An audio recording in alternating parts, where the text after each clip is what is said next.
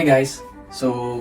Welcome to my YouTube channel, and I'm starting this YouTube channel kasi gusto kong maraming matulungan din na kapwa Pilipino na naghahanap ng pagkakitaan online. So, ang ma-share ko kung paano kumita online ay yung story ko, yung experiences ko, and kung paano ko nag-start sa freelancing or yung tinatawag na work from home. So, I know that yung working from home kasi ay isa sa mga game changers talaga ngayon, no? And majority sa atin ngayon ay na-experience na nila yung pag-work from home, lalo na nung nag-start yung pandemic and nagkaroon ng mga lockdown, no? Halos lahat ng mga trabaho na kayang mag-transition sa work from home, napilitan mag-work from home. And naging catalyst yun, no? Kumbaga, yun yung naging dahilan kung bakit maraming tao ngayon yung na-open sila sa pagtatrabaho sa bahay, kumita sa bahay, na possible pala na kaya mo palang kumita sa bahay ng, kumbaga hindi ka lumalabas ng bahay, kumikita ka. And ako, I've been doing this since 2016 nung start yung journey namin mag-asawa sa pagiging virtual assistant. Eventually, naging social media manager, and then overall digital marketing, and then inbound marketing, ads campaign specialist din, and eventually Amazon PPC manager. So dito sa channel na to, I'll be focusing more on my story again, Amazon PPC, digital marketing, personal finance din. I could also share in the future about investing and also how to be an effective manager.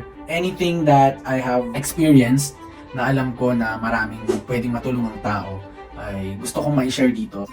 So, quick background lang nga pala sa akin. I'm Joshua Ruiz. You can just call me Josh for short. And I am an undergraduate of Bachelor of Science in Nursing. So, layo. Amazon PPC manager, tapos ang background nursing, no? Nasa medical field. Pero kung hindi ka willing na trabahuhin yung natutunan mo, wala rin. Hindi ka rin maging successful.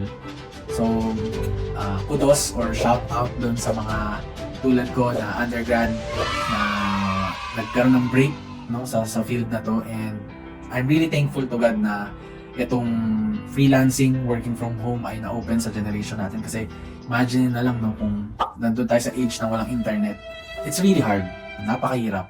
And ngayon, kung mahirap ka or wala kang pinagkakakitaan pero meron ka namang kapasidad, no, tulad ng mga gadgets, internet, etc., I think it's high time para panoorin mo rin tong, subaybayan din tong channel na to. Kayang-kaya mong mag-transition dito sa pagtatrabaho online. Ngayon, kung isa ka naman sa office-based, pero gusto mong magkaroon ng more time sa sarili mo, magkaroon ng more time sa pamilya mo, whereas hindi ka na makikipagsapalaran sa rush hour, papasok at pauwi, rush hour, ang hirap. So I hope itong journey ko, yung storya ko ay makatulong po sa inyo, na baka ito na yung nahanap yung push, and ito na rin yung magsilbing guide ninyo dito sa mundo ng freelancing at working from home. Gusto ko talaga makatulong, no, lalo na dun sa experience ko as a social media manager, as a digital marketer, copywriter, and Amazon PPC. So madami tayong dinaanan, and along those positions, job positions na nadaanan natin ay iba't ibang skill set yung na-impart sa atin, iba't ibang knowledge and attitude, definitely. And syempre, yung requirements din, gusto kong ma-share sa inyo. Ano ba yung requirements para makapag-start sa freelancing mo? Ano ba yung mga dapat na meron ka para makapag-transition ka sa freelancing? Ano yung mga necessary skills na kailangan? Ano yung tamang mindset? Ano yung tamang attitude bilang freelancer? Tapos kung ano yung perspective mo bilang freelancer, kasi hindi siya madali. Okay? Kasi kung sanay ka magtrabaho sa opisina, merong system na yun, meron na siyang kumbaga merong ng flow or meron ng sinusunod na alituntunin, no? Pero sa freelancing kasi ikaw yung boss dito eh. Pag may nagtatanong nga sa akin, magkano ba yung pwedeng kitain dyan? Ang tinatanong ko pabalik is, magkano ba yung target mo? No? Kasi dito sa freelancing, wala siyang ceiling, no? Ang challenge dito is kung hanggang saan yung kaya mo, no? Sa simula, mahirap. Oo, kasi parang bago sa'yo, no? So parang ang dami mong fear, ang dami mong uncertainties, ang dami mong doubts, una-una sa sarili mo, no? Kasi syempre, kaya ko ba to? Magagambanan ko ba to? Ano ba yung opportunities dito? So, lahat yan, gusto ko siyang matakel dito sa channel na to, sa platform na to. Dito sa channel, I will also share my knowledge and my experiences sa pagiging Amazon PPC manager. Kung paano ako nakarating doon. For others na gustong mag-venture sa Amazon PPC, parang tingin nila, kailangan ko pang magbayad ng malaking pera para matutunan lang tong mga ganitong skill set. Na ako, sa journey ko kasi, hindi ko siya naranasan na nagbayad ng malaki. Kumbaga, sinwerte ako, awa ng Diyos, na merong nagtsagang mag-train, merong client na meron na siya nung mga mahal na course, ina-take na sa akin lahat, etc. Pero upon checking na yung mga training na yun, nakita ko na si Amazon pala is nagpo-provide naman din pala siya ng learning, no? Kaya sa next video, i-upload ko yung Amazon PPC Basic, no? Training course for free, no? I-upload ko dito sa channel na to. And I will also be creating a private Facebook group.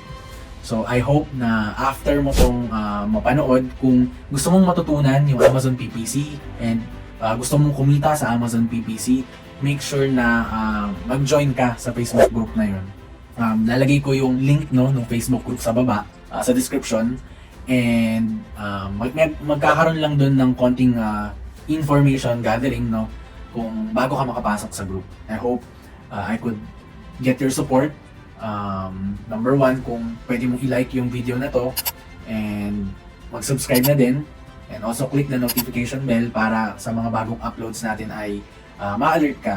And kung meron ka pang mga questions or concerns or content na gusto mong lumabas sa channel na to na related dun sa mga sinabi ko, don't hesitate, no, na mag-comment kung ano yung mga gusto mo pang makita in the future. So, see you in the next video wherein pag-uusapan natin yung Amazon PPC Basic, yung skills or knowledge, attitude, mindset, perspective ng isang Amazon PPC specialist. At the same time, as a freelancer, working from home, ano yung mga kailangan mo para eventually makapag-transition ka. Kung wala kang trabaho ngayon, pero marami kang oras, willing kang matuto, willing kang trabahuhin din ito, then you are in the right channel, no? And I hope makita ko kayo sa next video.